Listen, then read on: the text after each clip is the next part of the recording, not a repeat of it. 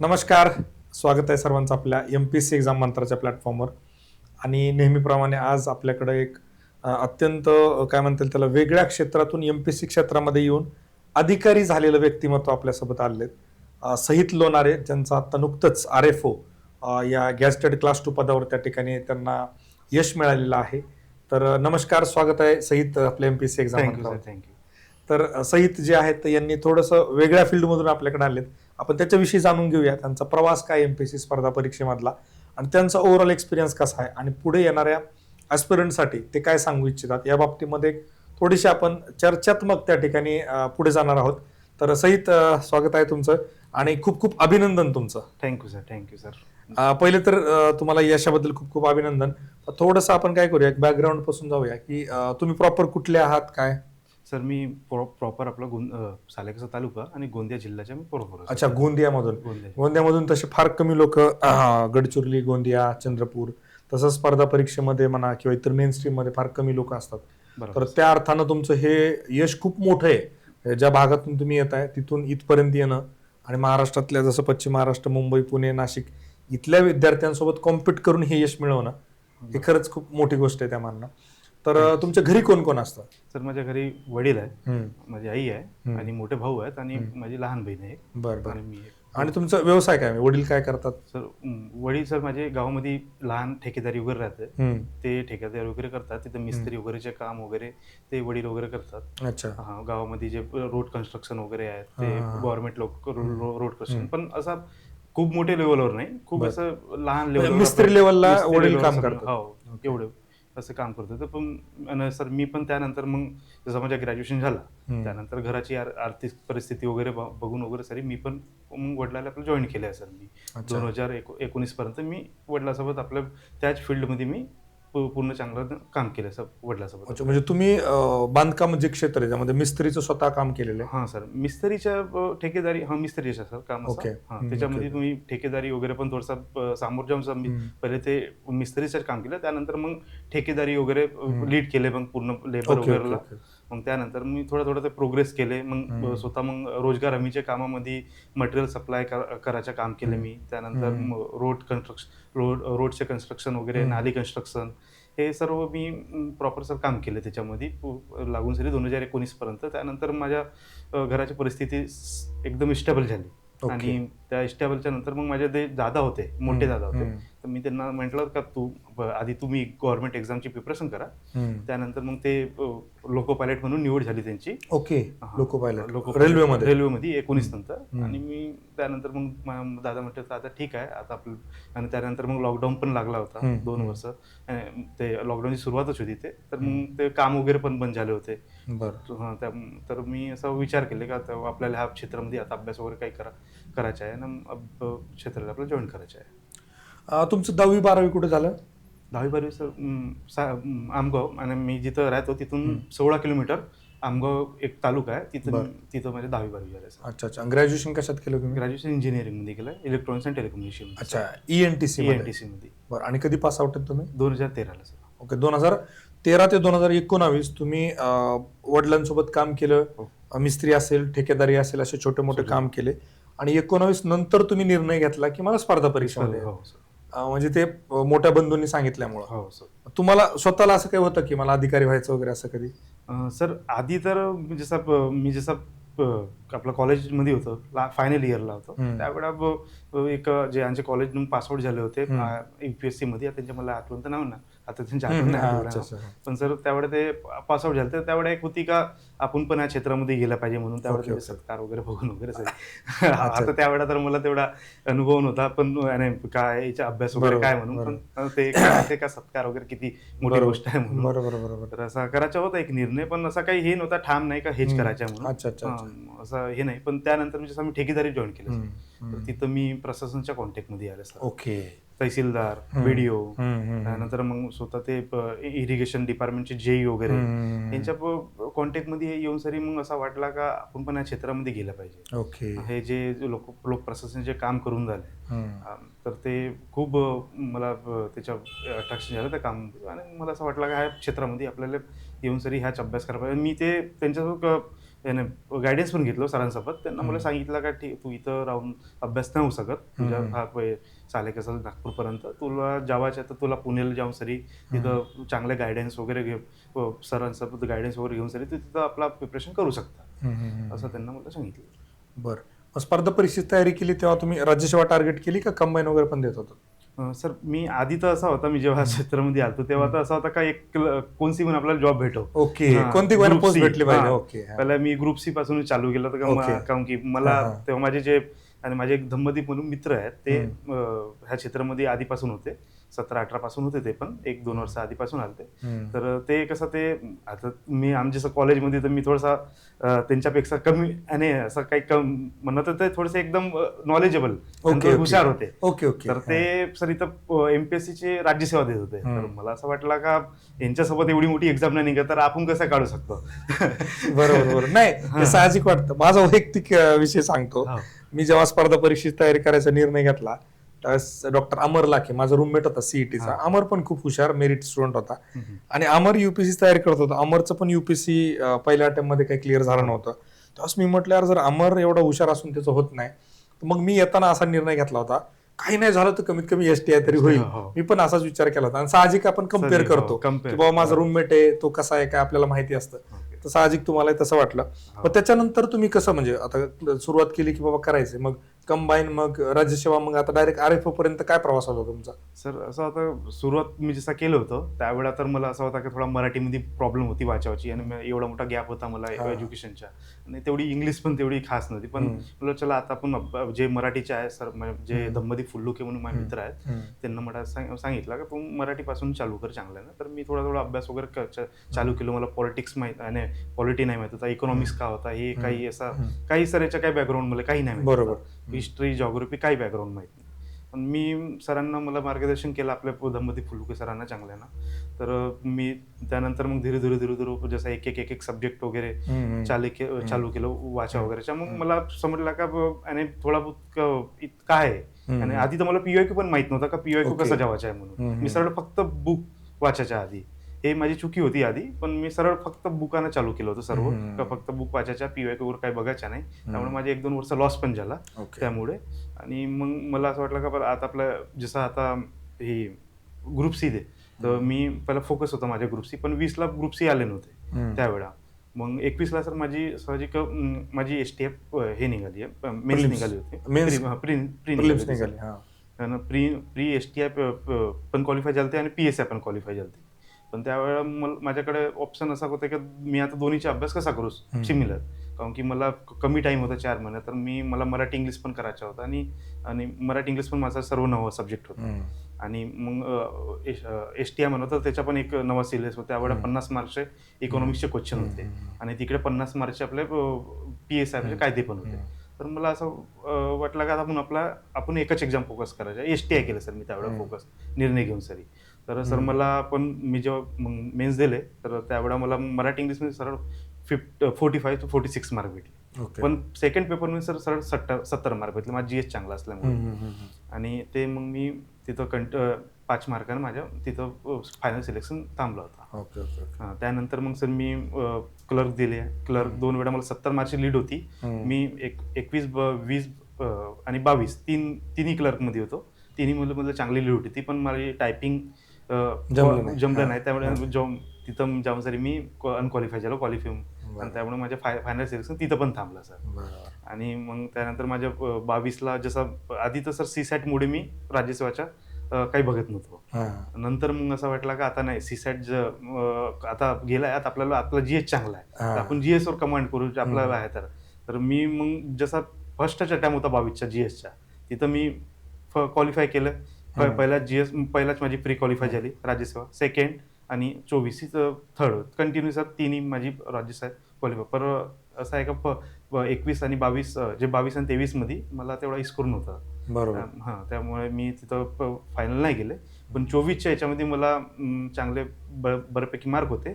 पण माझ्या final selection एक इंटरव्ह्यू आणि रायटिंग रिटर्नमुळे माझे 4-5 मार्कानं सर माझे फायनल सिलेक्शन थांबलं आणि मी आणि आता हे RFOचं कसं केली तयारी काय म्हणजे forest mains? Sir forest mains मी सर सोबतच केली सर तयारी, जसं राज्यसेवाचे प्री मेन्स जसा करत होतो मी, तर तिथं सर मी आता माझ्या झूलॉजी मी जसा प्रीचा अभ्यास करत होतो, तर सर माझ्या झूलॉजी आणि ॲग्री हे दोन्ही सर माझे थोडे पक्के सब्जेक्ट होते, तर मी ऑप्शनल पण ते सिलेक्ट केले. दोन्ही सर सोबतच मग त्यांचे 1 घंटा 1 तास आपला संध्याकाळी आपला द्यायचा बॉटनी आणि ॲग्रीला. आणि माझे जे मॅडम होते राणी होके मॅडम यांना नोट्स मला प्रिपेअर पूर्ण जे पूर्ण नोट्स वगैरे काढून लहान लहान नोट्स वगैरे बनवला यांना, आणि ते मग मला लास्टमध्ये मला कामात ते नोट्स कामात आले आणि मी तर तिथं हे घेतलं. अच्छा, काय किती मार्क आहे तुम्हाला झुलॉजीला आणि ॲग्रीला? सर असं आहे का तिथं पण थोडं गोड झाला आहे आणि असं नाही, तिथं सर मला असं वाटत होतं का ॲग्रीमध्ये मी 160 मार्कचा पेपर लिहिले होते सर, आणि झूलॉजीला मी तिथं सर पूर्ण 190 मार्कचा हे लिहिलं होतं, पेपर लिहिलं होतं. मला असं वाटतं की जेव्हा मी पेपर देऊन आलतो का मला ॲग्रीमध्ये चांगले मार्क पडतील, पण ॲग्रीला मला खूप कमी मार्क, म्हणून मी विचारलं. विचारण्याचं कारण मला हेच विचारायचं होतं की ह्यावेळेसच्या फॉरेस्टमध्ये सिलेक्शनच्या रेशोमध्ये ॲग्रिकल्चर ऑप्शनलचे कम्पॅरेटिव्हली कमी विद्यार्थी आहेत. जिओलॉजी असेल किंवा ॲग्री इंजिनिअरिंग असेल किंवा अजून दुसऱ्या विषयाचे कम्पॅरेटिव्हली जास्त सिलेक्शन आहे, म्हणून मी तुम्हाला विचारलं. आणि दुसरा, मी जेव्हा इथं अँथ्रोपॉलॉजी सोबत झुलॉजी बॉटनी कम्पेअर करतो, माझं असं परसेप्शन आहे की MPSC मध्ये डिस्क्रिप्टिव्ह पॅटर्नला सुरुवातीच्या काही वर्षांमध्ये ही जी 2-3 ऑप्शनल आहेत अँथ्रोपॉलॉजी, झुलॉजी, बॉटनी, जे स्टॅटिक आहेत, इथं चांगले मार्क विद्यार्थ्यांना पडू शकतात, कारण याच्यात जास्त काटाछाटी करायला काही जास्त स्कोप नाहीये आणि स्टॅटिक विषय असल्यामुळं मार्क तिथं पडू शकतात, म्हणून तुम्हाला मी हा प्रश्न विचारला. बरोबर सर. टेक्निकल जे सब्जेक्ट टेक्निकल ज्यांना चूज केलाय त्यांना चांगले मार्क पडले आहेत, आणि जे अदर जे आहेत जसं ॲग्री वगैरे नॉन टेक्निकल, तर त्यांना त्याच्यामध्ये थोडे कमी मार्क पडले आहेत. मी मार्कचे अनालिसिस पण केले, मुलांना विचारलं होतं, त्याच्यामध्ये थोडे कमीचे मार्क पडले आहेत. आणि इंटरव्ह्यूची तयारी कशी केली काय? सर इंटरव्ह्यू तयारी तुमच्याच मार्गदर्शन होता. माझ्या फर्स्टच इंटरव्ह्यू होता MPSCच्या, आणि याच्या आधी PSI दिलं, पण PSIला मी तेवढं काही मार्गदर्शन नव्हता, मला स्कोर तेवढा नव्हता, तर मी फक्त सेल्फ गेलो होतो फक्त. पण आता चांगला मला राजेशवाला पण चांगला स्कोर होता, आणि मला असं वाटत होतं की माझे फॉरेस्ट पण होणार आहे, तर मी म्हटलो का आता चांगला मार्गदर्शन पाहिजे, तर मी मेडिसी प्लस तुमच्याकडेच आल्या मार्गदर्शनासाठी वगैरे, तर तुम्ही मला जे मार्गदर्शन केला त्याच्याबद्दल धन्यवाद. आणि सर वेलकम. आणि सर तुमचा एक क्वेश्चन पण आला, तुम्ही जे विचारला होता इथं का विदर्भ का वेगळा झाला नाही पाहिजे म्हणून, तर तो पण सरांना जे IAS होते IFS होते साईडला, त्यांना तेच विचारला मला क्वेश्चन, तोच क्वेश्चन आला आणि तेच मी आन्सर दिला. तुम्ही जे सांगितलं का प्रिपरेशन करू नये, तर त्यावेळेला मला तो खूप त्याचा फायदा पडला. Welcome.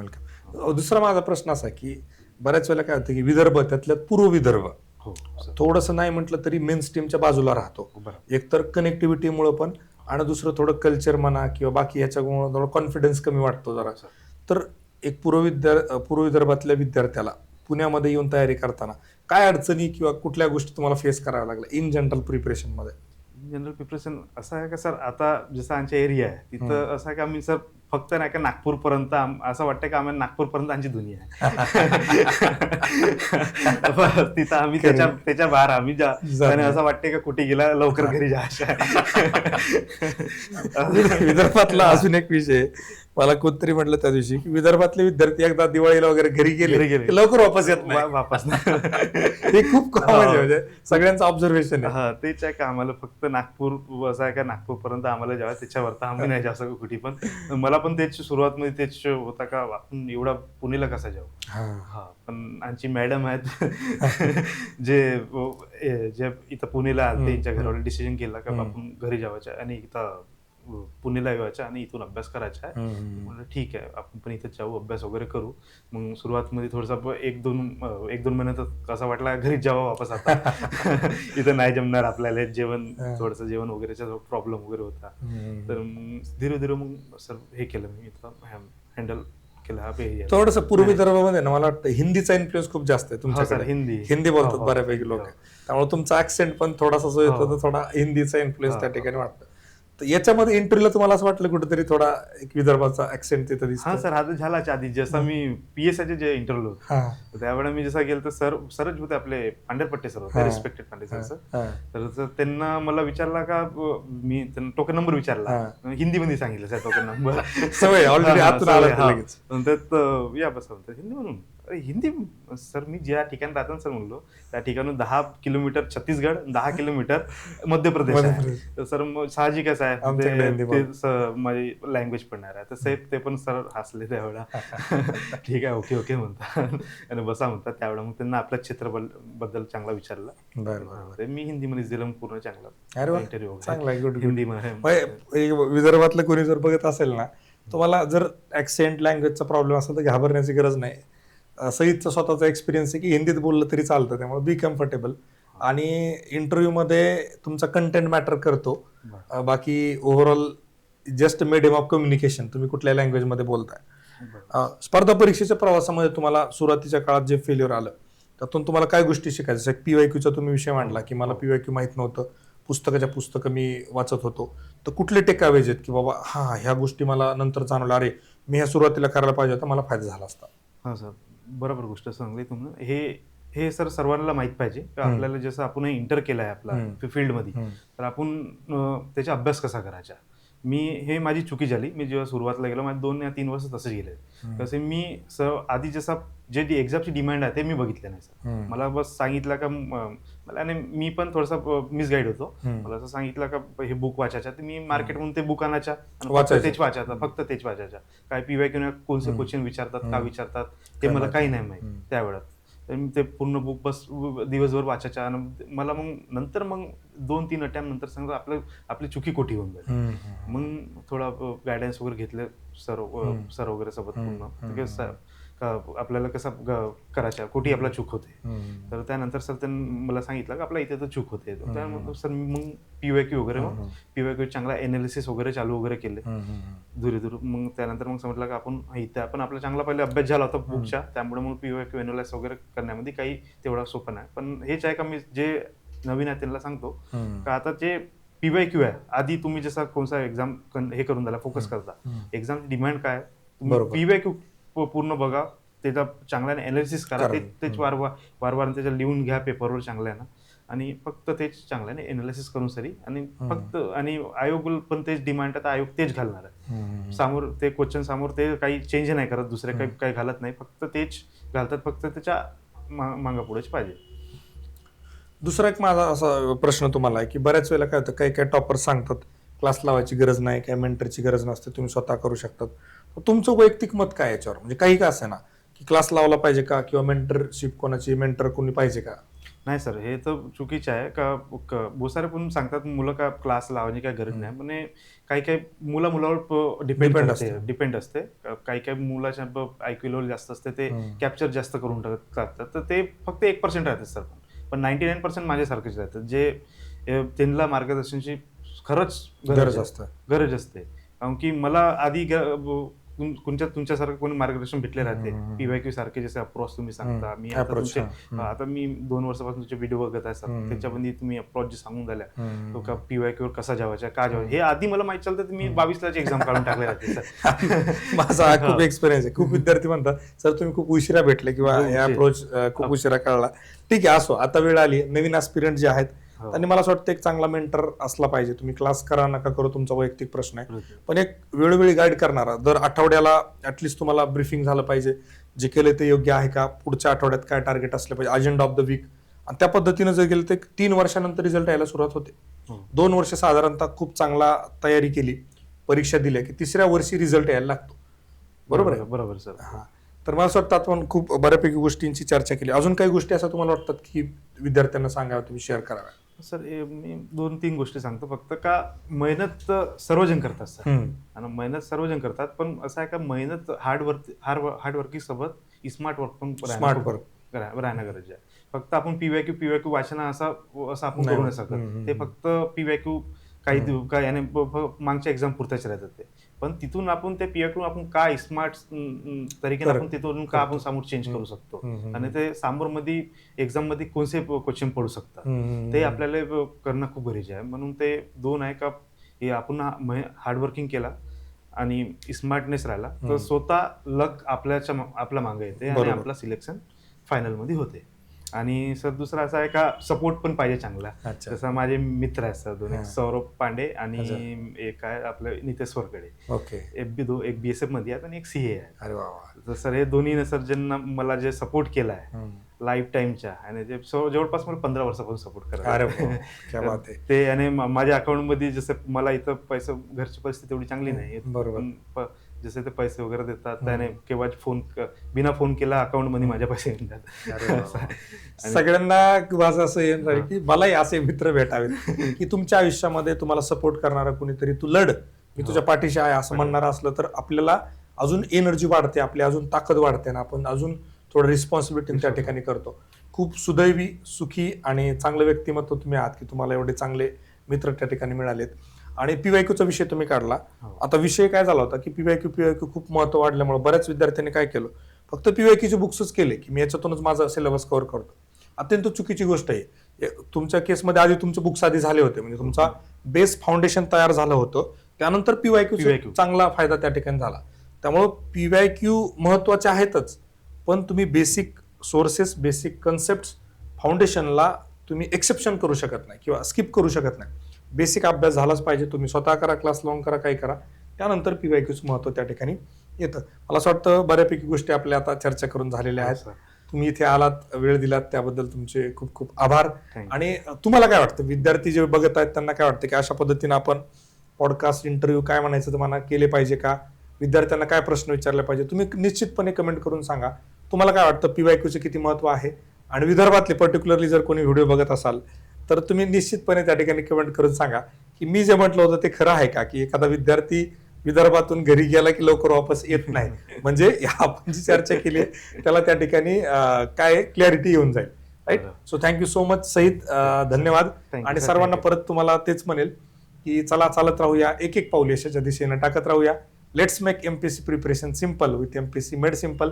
Thank you so much and all the very best my dear friend. जय हिंद, जय महाराष्ट्र.